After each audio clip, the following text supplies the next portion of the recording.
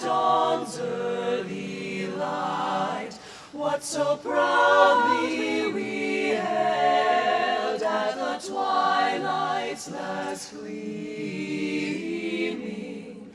whose broad stripes and bright stars through the perilous fight o'er the ramparts we watched were so gallantly streaming, and the rocket's red glare, the bombs bursting in air, gave proof through the night that our flag was still there. Oh, say does that star-spangled banner yet wave o'er the land of the free and the home of the brave,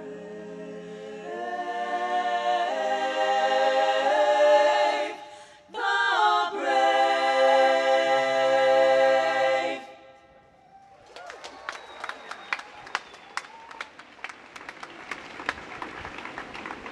Brunonia remains standing for the invocation. Those who will, let us pray. Called together neath the transient showers of September, we are Brunonians, now and ever. And in these moments of beginning, we pause as those of old to set our course in sacred hope. We speak fully and without reserve our deep regard for those with whom we share this day. With care, we take to heart the legacy we receive with the rising generations who've trod the paths of College Hill, whose spirit, ever true, infuses all those within these gates. Their shoulders lend strength to our purpose. The generous support of our families and benefactors grace our every endeavor. The insight and devotion of teachers, coaches, deans, grant direction, promise fruition, and all amid a shimmer that radiates from our grandparents' dreams. Open our hearts to accept all that we receive, anchor our high and dear obligation for the sake of those whose futures may yet depend on our wisdom, our love, our industry. Brunonia's daughters and sons, beautiful souls all, may we ever marvel at our privilege to stand on the threshold of all that is to be. May our sight be clear, delineating the shape of enduring justice and compassion amid the dulling chaos of the daily. May the contours of freedom and conscience shine, enabling us to be bearers of light. May Brunonia's halls be not a place of removal from the world's great need, but rather one of immersion in these rigors, that our work and imaginings may propose new remedy, that our hands, our hearts, may grow skilled in care. Within these gates, gently, rigorously, intentionally, place us each in the other's care and keeping.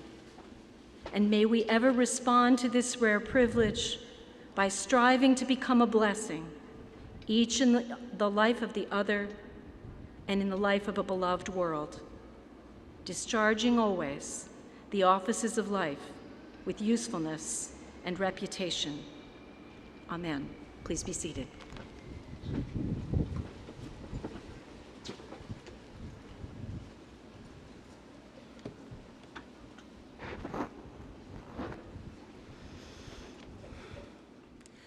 Fellows and trustees of the corporation, faculty, staff, alumni, parents, and students, it is my great pleasure as president of Brown University to declare the 250th academic year open.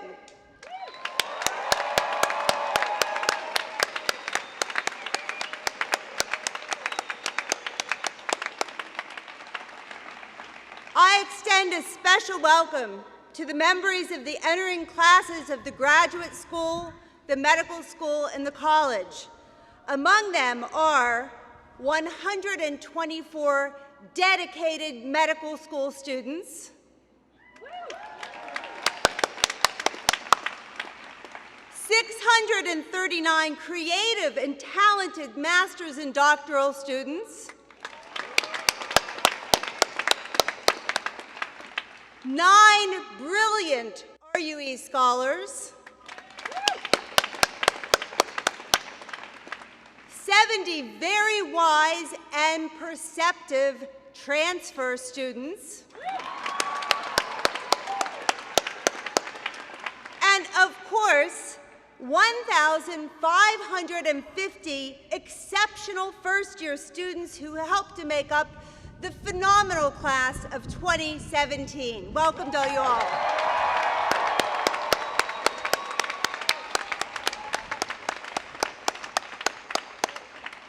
This is a special year at Brown. In March, we begin the celebration of the 250th anniversary of the university's founding.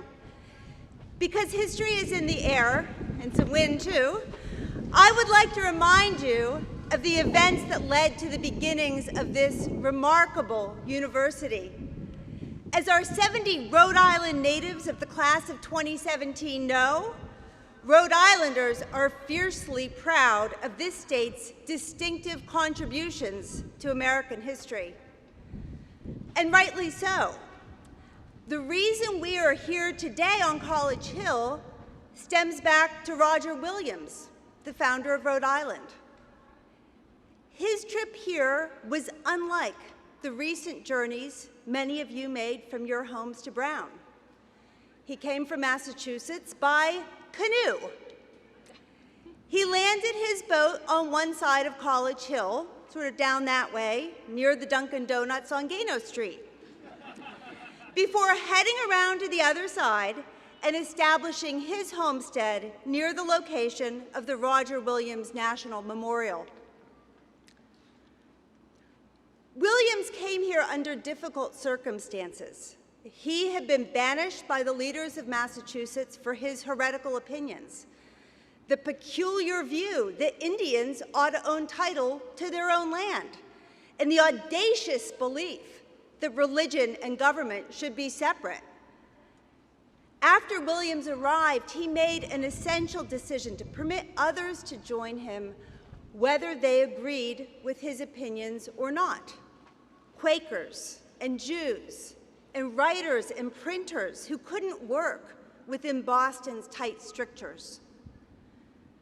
Williams' philosophy became woven into the state's fiber. The charter of Rhode Island and the Providence Plantations, written over 350 years ago, described Rhode Island as a lively experiment that will welcome people from all religious backgrounds. Now, the fact that the state was described as an experiment, and a lively one at that, implies that there was doubt in some quarters that people with different religious beliefs could coexist in peace.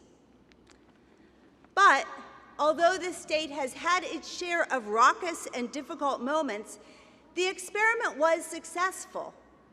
The ideas of religious liberty and separation of church and state spread from Rhode Island, and they became the bedrock of this nation. So when Brown University was founded 100 years later, it followed the Rhode Island model of welcoming students without regard to religious affiliation. Specifically, Brown's charter stated that all the members hereof shall forever enjoy full, free, absolute, and uninterrupted liberty of conscience. The openness expressed in our charter was perfected over the years as Brown came to welcome women, members of all racial and ethnic groups, Good thing. All nationalities and all sexual orientations. So why is this history relevant now, 250 years later? Because each and every year at Brown is, in fact, a lively experiment. Each year, we bring together a group of exceptionally talented students, chosen not just for their outstanding SAT, GRE, and MCAT scores, but also for their outstanding ability to think critically and behave collaboratively. Not just because of their amazing artistic and athletic achievements, but also for the amazing curiosity, creativity, and determination that they bring to their work. Not only because of their great grade point averages, but also because of their great potential to lead. Our aim, and I believe we succeed in this aim, is to assemble a community of men and women who care deeply about making a positive impact on the world, who are dedicated, joyful, and yes, lively. Finally, and perhaps most important, each year we welcome a community of scholars with a great breadth of experience and diversity of backgrounds. Just like Rhode Island at the time of its founding, we do not want everyone to be cut from the same cloth. As we look around this beautiful and somewhat wet green today, we see people whose views on life have been shaped by experiences very different from our own. We learn from each other, we change each other. In many instances, we disagree with each other, but we wouldn't have it any other way.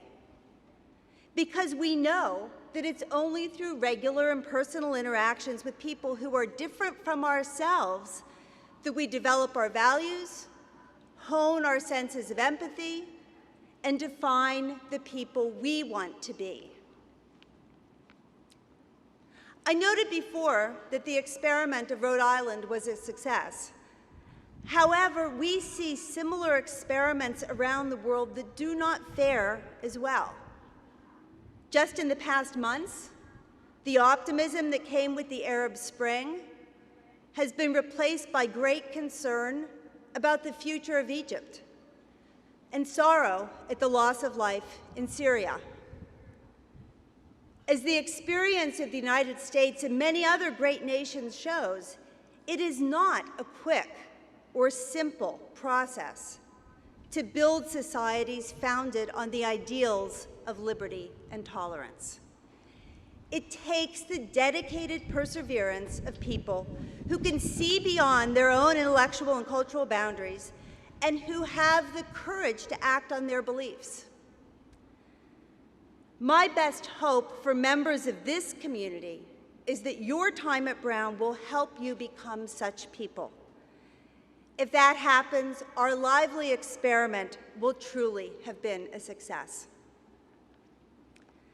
Now, I'm very pleased to introduce our convocation speaker, Omer Bartov. He is the John P. Birkeland Distinguished Professor of European History and Professor of History and German Studies at Brown University. A native of Israel, he received his BA from Tel Aviv University and his Doctor of Philosophy from Oxford. He joined the Brown faculty in the year 2000. A dedicated teacher and prolific author, Professor Bartov is considered one of the world's leading experts on the subjects of genocide and crimes against humanity. He's a member of the American Academy of Arts and Sciences and has received numerous honors and awards, including fellowships from the National Endowment for the Humanities, the American Academy in Berlin, and the Guggenheim Foundation. I'm pleased to welcome him back to Brown from a sabbatical that was devoted to work on his next book, The Voice of Your Brother's Blood, Buchach's Biography of a Town. Professor Bartov's convocation keynote is titled Education, Power, and Conformism. Please join me in welcoming him. Thank you.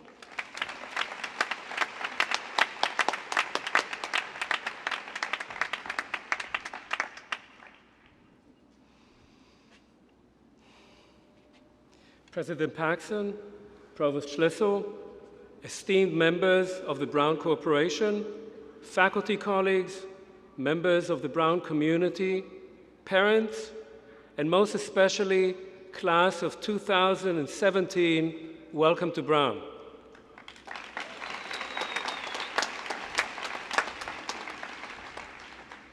Today you marched through the gates of an extraordinary educational institution, and I salute you for this great accomplishment.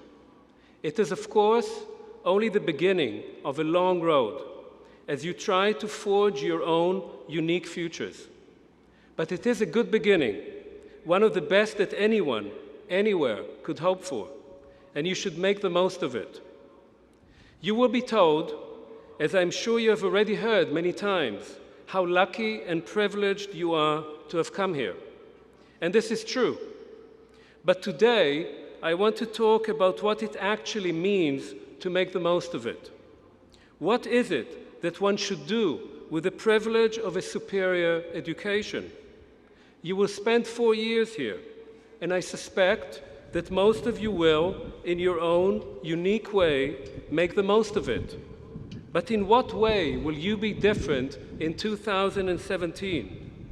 Will there be something that all of you will have learned beyond whichever field you choose to concentrate in, beyond the professional skills you will acquire, something both unique and shared by all of you, that you will take with you when you leave this little paradise, walk down the hill, and join the rest of humanity?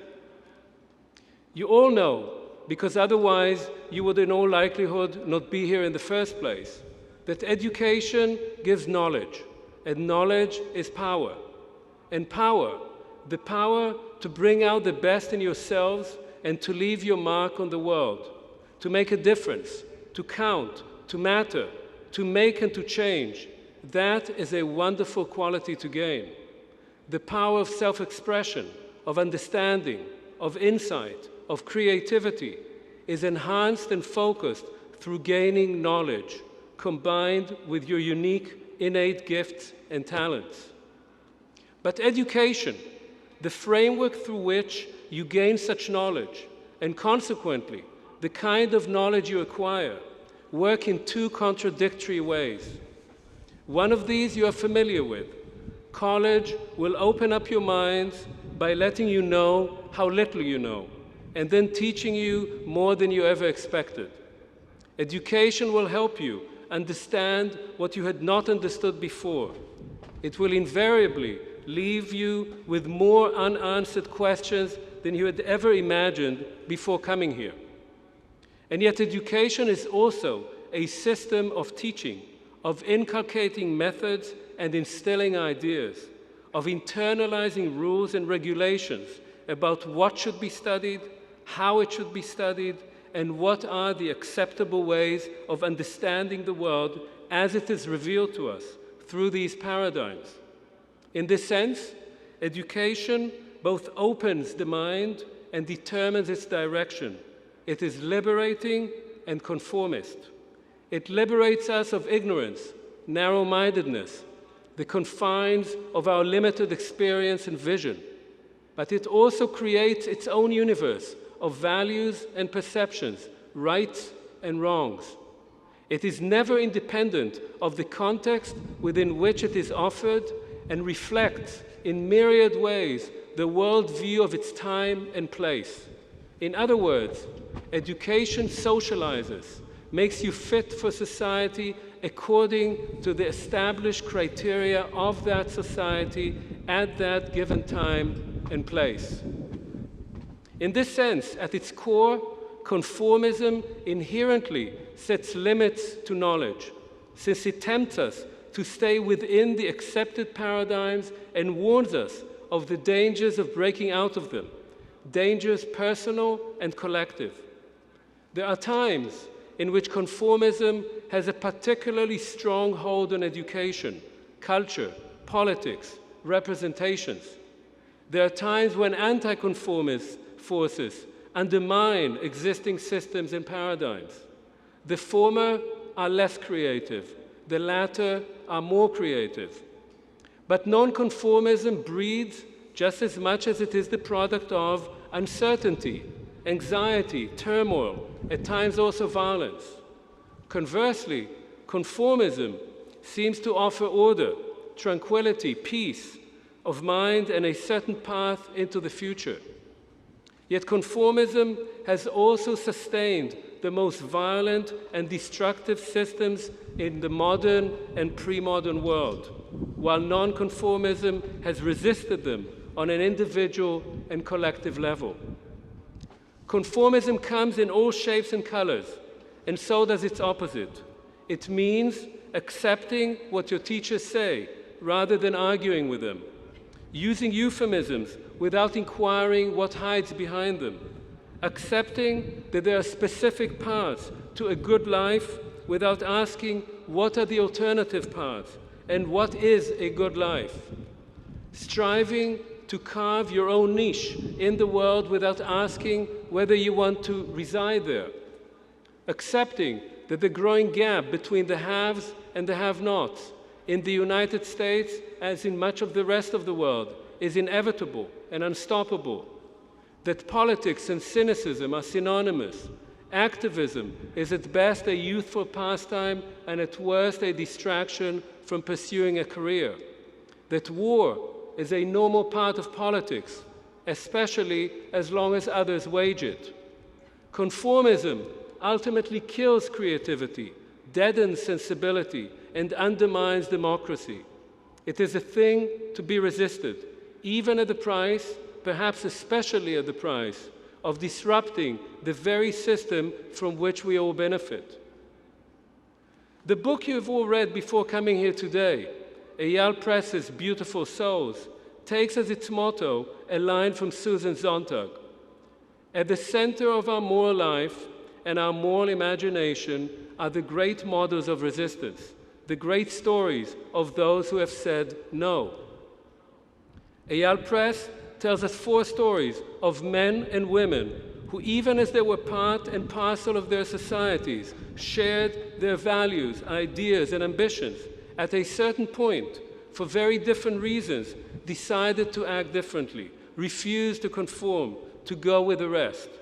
They said no to expelling Jewish refugees from Nazi Germany by Swiss officials, no to the killing of neighbors belonging to a different ethnic group in the former Yugoslavia, no to the continued oppression of Palestinians by Israeli soldiers in cahoots with the settlers in the West Bank, no to complicity in financial fraud in the United States. All these 4 were, in fact, conformists. They were, in most ways, like everyone else. But at some point, following a period of reflection or instinctively, they stepped out of line and did what we like to call the right thing. Because this right thing was considered by their societies, neighbors, comrades, colleagues, generally disloyal, unpatriotic, illegal, or traitorous, they all paid a high price for acting as they did. But they, the 3 men and 1 woman Eyal Press tells us about, remained certain that they did the right thing and maintained that they would have done it again. That is admirable. These 4 set a high standard to all of us, and of course, we would all like to be a little like them, even though we may be loath to pay the price that they paid. But what I'm talking about today is different. One cannot educate people to be heroes, to sacrifice their lives or their careers and livelihood. Or rather, one can, but only as a collective, which is not at all the same thing. Growing up in Israel in the 1960s, the motto we internalized, my generation, were the words allegedly spoken by one Jewish hero, mortally wounded in an attack on his settlement in the Galilee in 1920. It is good to die for our land. A stone lion was erected where he fell to remind us all that it is indeed good to die for our land. And a number of those who went to school and college with me did die. They died serving their country, and in that sense they were heroes, although they all wanted to live, and despite the fact that there is nothing really very good about the death of the young. Heroism and conformism can, in fact, march side by side, just as nonconformism can be useless. In 1978, 348 Israeli reserve officers in combat units signed an open letter to then Prime Minister of Israel, Menachem Begin, urging him to agree on a peace treaty with Egypt. I was one of the signatories, and I still remember the heated conversations over this unconventional step and the excitement we all felt that perhaps, finally, 5 years after a bitter and costly war, peace would come. And in some ways it did. But the conformism of the majority and the determination of the extremist minority have meant that the movement established that year, Peace Now, has become the fig leaf for state policy that prefers land to peace. This is where such idealistic, heroic men as Avner of the book and his colleagues in the movement they founded, Fighters for Peace, serve a more ambivalent role than initially meets the eye. They are called beautiful souls, in Hebrew, Yefei Nefesh, which implies the opposite. It implies leftist, elitist intellectuals who want to keep their hands and conscience clean, while others do the dirty work of securing the existence of the country. A generation earlier, soldiers who related the horrors they not only witnessed, but were also complicit in during the 1967 war came under the label shooting and weeping. The tears would cleanse the conscience and allow them to move on. In this sense, the individual nonconformists, for all their personal courage and sacrifice, may end up serving the cause against which they had risen. The Swiss will say, there were good policemen who helped the Jews. The Croats will say, we have now honored the Serb who rescued our people. The Israelis will say, we allow protests by soldiers. The financial institutions in the United States will say, we paid heed to the whistleblowers. But foreigners will be kept out of Switzerland, ethnic hatred will rise in the Balkans, settlements will flourish in the West Bank, and the American financial elites will remain as powerful and arrogant as ever. There is, of course, another kind of nonconformism of the type the German pastor Martin Niemöller spoke about, derived from the experience that if you keep your head down as others are persecuted, eventually no one will defend you.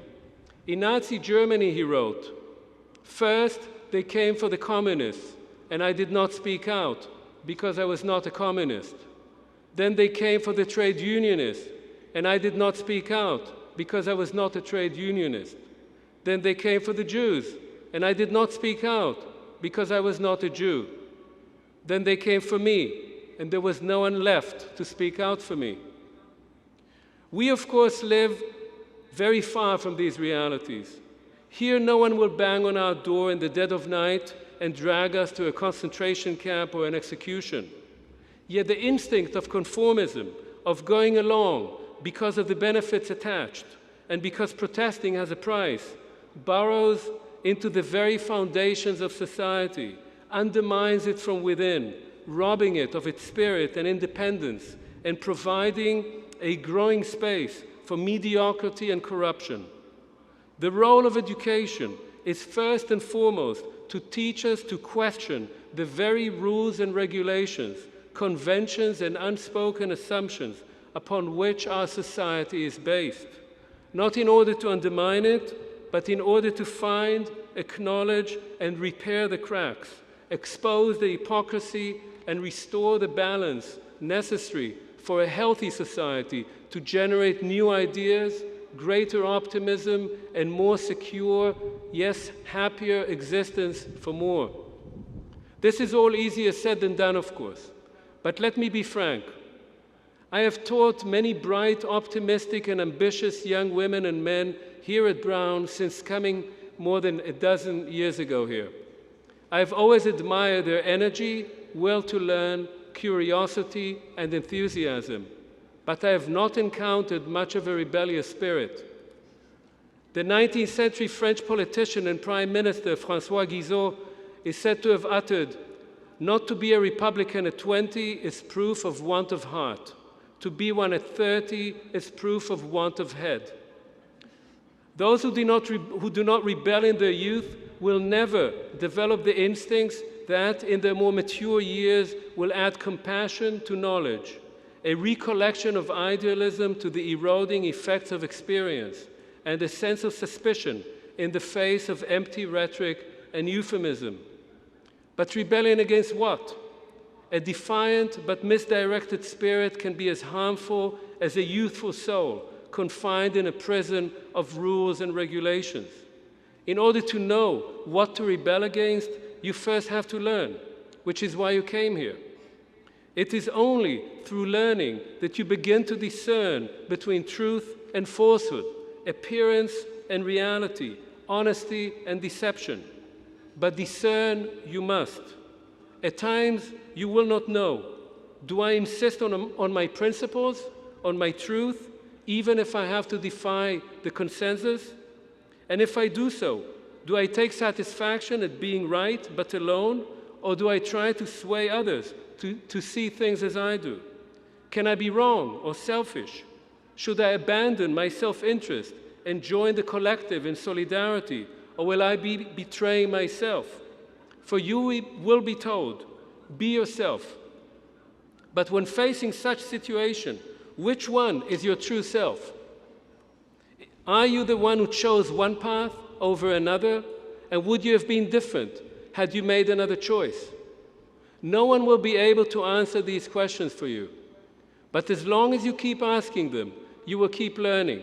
Whatever it is you choose to learn, whatever it is that becomes your passion, this will make life more difficult, more challenging, but also more interesting. And if you, not just as individuals, but as an entire cohort of students, begin to question everything you're told, not least what I have just said, and what all your other professors will be drumming into you in the next 4 years, then you will make a big difference, not only to your own lives, but to the larger society. And eventually, you will demonstrate the truth of the ancient Talmudic maxim, "I have learned much from my teachers, much more from my colleagues, and the most from my students." Thank you, and make the most of the next 4 years.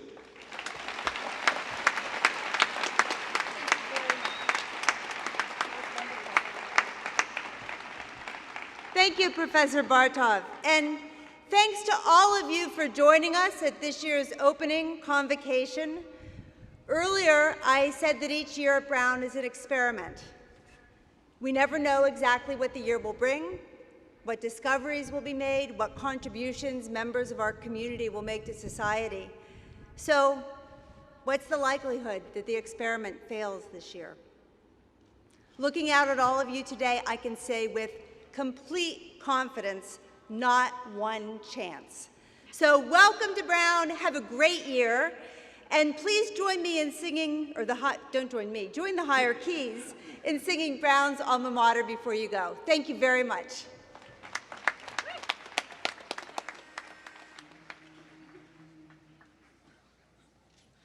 Alma mater, we hail thee with loyal devotion, and bring to thine altar our offerings of praise. Our hearts swell within us with joyful emotion, as the name of old Brown in loud chorus we raise. The happiest moments of youth's fleeting hours we pass 'neath the shade of these time-honored walls, and sorrows as transient as April's brief showers have clouded our life in Brunonia's